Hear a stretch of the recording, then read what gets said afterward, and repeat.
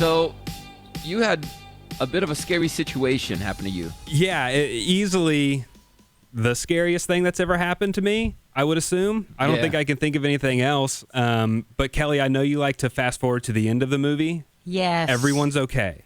Right. Okay, everyone's fine. But so Sunday night, we are driving home. It's my whole family. I'm driving. My wife's in the passenger seat. My 2 kids are in the back in their car seats. And we come up over this hill, and I just see chaos. I don't really know what's happening. I just see cars stopping, cars hitting their brakes, cars swerving. And I look in my rearview mirror, and I see a car coming that's not stopping. That is the scariest feeling. I see it. We see it happening. He slams into the back of me. I go into the car in front of me. So both front and back of my car are just crushed in. And I it's very chaotic and crazy. I've never been in a really bad car accident before. All the airbags pop off? Actually, ours did not go off, which is a little crazy. Which is a question we may have. It is. Yeah. My wife, she did hit her head on something. We don't know what. We don't know if it was the dashboard. We don't know if it was the window. Yeah. We're not exactly sure. And so I'm looking in my rearview mirror at everything that's going on, and I see the guy who hit us, and I see him get out of his car. And then the next thing I know, I don't see him anywhere, and he ran away from the scene. He took off running? on the highway, on foot, on the highway. I don't know where he went. I didn't really see him go, but someone told me he left. ran. I saw him get out of his car. What? And left the car? Left the car. Oh my gosh. And so the car was somewhat drivable, and I pulled over to the shoulder just to make sure my kids were safe. It was really great that police and EMTs showed up within maybe 3 minutes. I mean, it was fast, but we were definitely those people that, had the fire truck across 3-4 lanes of the highway, taking up. There was 3 cars in the accident.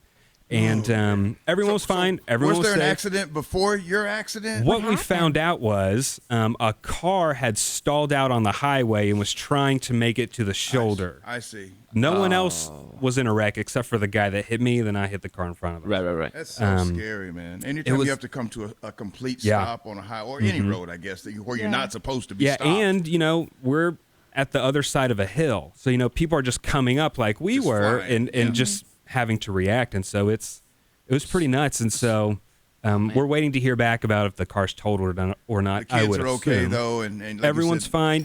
I've heard people say before that you may not be aware of an injury at the time, but it's the next few days, even weeks later. And it's like each day my wife and I are waking up with something that's different that's hurting. Like today I woke up and my hand is hurting. I'm assuming from holding the wheel. When I lay down, I can't pick my head up. Like the my front neck is, muscles? the front of my neck is so sore From the whiplash. I assume whiplash. Yeah. And so I can't even. So I have to put my hand behind my head to lift my head up to roll over. We're in the process of doing all that. But man, it was find this guy that hit and ran. Dude. It was terrifying, and something that I didn't notice. I went and I cleaned out my car at the tow yard, and when I opened the door, it looked like my change tray had just exploded. Like that was one of the strangest things to me. Like there were coins in my trunk that had just flown through all the way through the car. They went that far? They went, 7 feet behind me in the car. It was very bizarre. It was very strange. So I played tough guy. I held it together enough around my family, around my mother-in-law came and picked us up. We get home, we get the kids to bed and bath. We shut everything down. And then I realized I hadn't even called my parents yet.